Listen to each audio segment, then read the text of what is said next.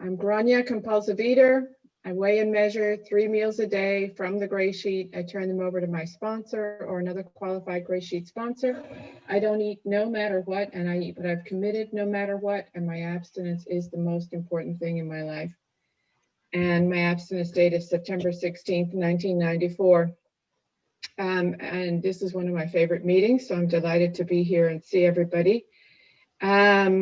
I'm originally from Ireland and from Europe and visit Europe a lot. So I think of the European community as like my Gray Sheet community away from home. And when I was working in Europe, I used to go to the London meeting and the London roundup, courtesy of my clients who would pay for me to go away for the weekend while I was working for them. So it's great to be a part of this community via Zoom. Thanks to Zoom, thanks to the pandemic. Well, of course, this meeting's been here on Skype for a while. But let's see, my story, what it was like, what happened, and what it's like now.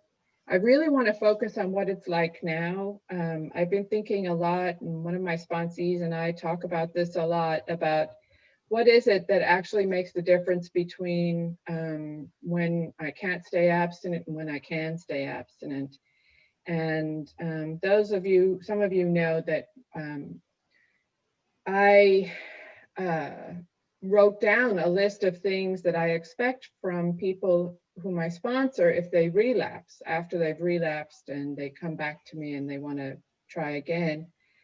And over the years, I just started writing it down, what I think it takes to be abstinent. And, you know, it's quite a list. Meetings and phone calls and readings and prayer, meditation and service and having a week's worth of food in the house and preparing three meals in advance and not talking to people who don't support your abstinence about your abstinence and not eating out if you ever relapsed while eating out. So I wrote it all down. And another question is that what keeps people abstinent, or is it the willingness that they had before they saw the list, but they were willing to do whatever it took? Does the willingness come first or what? And, you know, it's kind of a chicken and egg kind of thing. Like when I got abstinent, I was willing to go to any lengths. And the lengths to which I've been asked to go to, the lengths that I go to stay abstinent really aren't that dramatic, but they're more than other people have to do to stay happy, joyous, and free and happily abstinent. Like I don't struggle to be abstinent. My abstinence is not a question. Food is not an issue for me today. I love my meals. I adore my meals. I enjoy every bite. I enjoy preparing them. I enjoy cleaning up from them because I love everything to do with them. And I love being a part of the Gray Sheet community. I love meetings. I love service. I love hanging out with GreySheeters and talking to them and visiting with them. So for me, this is like the best, but I don't have a problem being abstinent. It's not like I have to fight about it.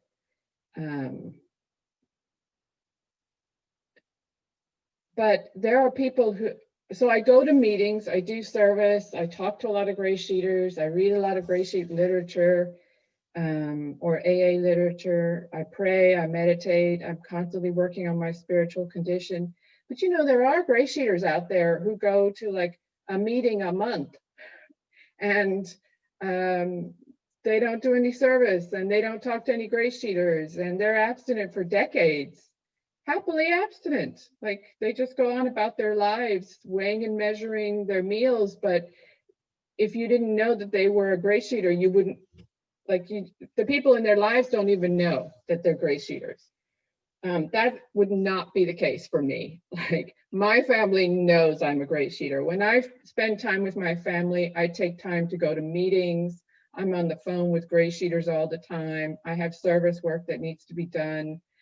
You know, I take time for my prayer and meditation. My family knows I'm in a program. So, so what I was thinking about is some people need to do more than me. And a lot of people can get away with less than I do. But the only thing that I need to know is how much I need to do to be happy, joyous, and free in my abstinence. And I've been lucky to find, to, know what that is. I know what it takes. When I first got abstinent in 93, and my last abstinence date was in 94, October of 94, there was one gray sheet meeting. This was before phone bridge meetings and before Zoom meetings. So there was one gray sheet meeting that I could get to. That was me and my sponsor. So that was the two of us on Saturday mornings. And so she said, you go to AA meetings to support your abstinence. So I started going to AA meetings, and I asked her, how many should I go to? And she said, well, 2 or 3 a week. And so I went to 2 or 3, and I enjoyed them. And I felt so good afterwards, I wanted to go back. So I started going to a meeting every day. So I went to an AA meeting every day and my gray sheet meeting on Saturday. And the days that I missed it, for whatever reason, like if I was up here, I could feel it. I was down here, like whatever that means. I was restless, irritable, and discontent to some extent. I was a little bit easier to upset emotionally. I was a little bit less likely to be nice to people. I was more judgmental of people. I panicked a little easier about whatever was going on in my life. So I found that going to a meeting every day made me feel good. So I went to a meeting every day.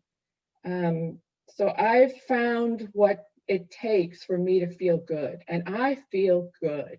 I have no worries, no angst, no anxieties, no dramas. I have no strained relationships with anybody. I have nothing that throws me off, nothing that makes me unhappy. Nothing that I wish were different. Oh my God, I used to wake up every single day before abstinence, wishing that everything was different. I wanted everything different. I wanted different people in my life. I wanted different reactions from people in my life to me. I wanted a different body. I wanted different performance in my career. I always wanted different. I wanted the whole world to be different. Today, I am completely at peace with the way everything is in my life. And that starts with putting the food on the scale. Actually, it starts with calling my sponsor on time and telling her what food I'm going to put on the scale. And then doing that no matter what. Building my day around those 3 weighed and measured from the gray sheet meals. And then putting them on the scale just like I said I would, and then when things aren't exactly the way I committed them, like today I committed a certain vegetable, there wasn't enough of it, and I made a call, even though it was going to be less than 1 ounce of another abstinent vegetable, but that's not what I committed. So I called, because I don't ever want to be in the driver's seat with food again. I can't think of a graphic image, but food would quickly throw me out of the driver's seat, and I'd be hanging on the back bumper within seconds of me thinking that I'm in the driver's seat with food. I never was. And today it's just not an issue. I just do what we do in Gray Sheet, but it's because I think I do all those other things. They keep me contented and happy to be abstinent,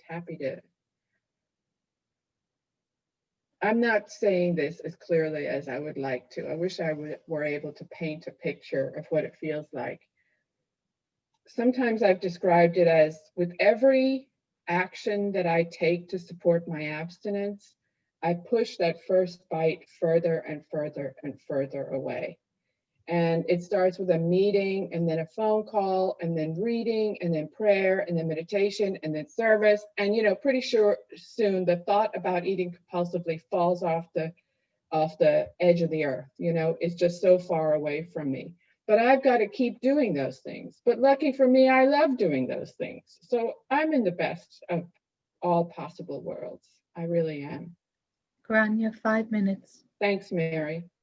And it wasn't like this. Like I said, when I was in the food, every day was wishing it was different and vowing to make it different and exerting my willpower directly on the food. I'm not going to eat that. I'm not going to eat that. I'm not going to eat that. Oh, crap, I ate that. You know, it was every single day, like going through the day in holding every muscle, like fighting all day long, and then failing and failing and failing and failing and hating myself and being embarrassed and being humiliated.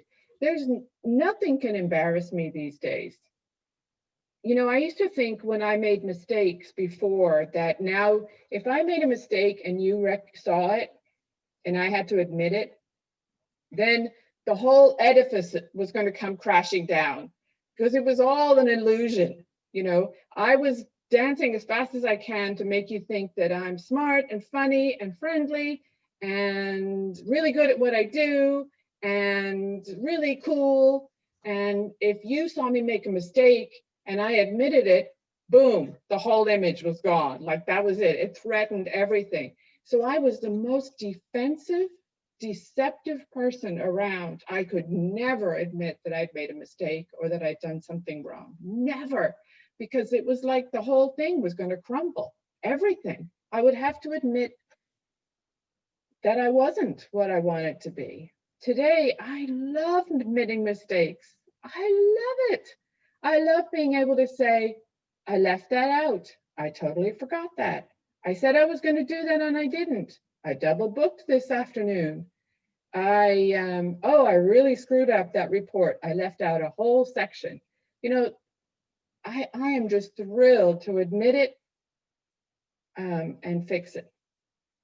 Admit it and fix it as to the best of my ability. What freedom there is in not feeling that every flaw, every mistake was a threat to my existence. And I'll close with relationships, because being that defensive and deceptive does not make for good relationships. But there were other, the other part of that relationship thing was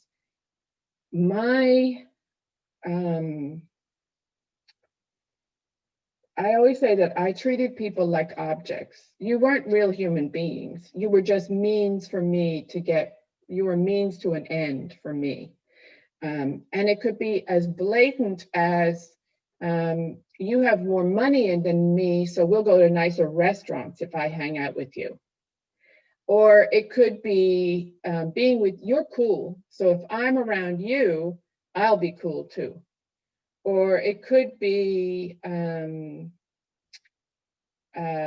it's not normal to sit in restaurants eating for 3 hours, but if you're sitting with me, then it looks kind of normal. Like sitting alone and eating in an all-you-can-eat Italian place for 3 hours, which is what I wanted to do in the old days. I couldn't do it alone, but with somebody else there, that's entirely normal. So I just saw people as means to an end, and people don't appreciate being treated like that. My family didn't appreciate it. And the other part is that I wanted you to respond to me in a certain way. You had to be constantly telling me by your actions and your verbal behavior how great I was, how much you loved me, how impressive I was, how smart I was, how important I was. And if you didn't, then, I was trying to get you to constantly. And my family couldn't take it. They could not take it. And when I left Ireland, I'm sure they were 1 minute. Thank you. They were happy to see the back of me. They were happy to see me get on that plane and not come back. And today, it took me 10 years of recovery before I mended my relationship with my family. And I am really lucky that I have a mother and 3 sisters and their partners and their children who always want more time with me and who I don't want them to be an iota different than they are. They are perfect exactly the way they are.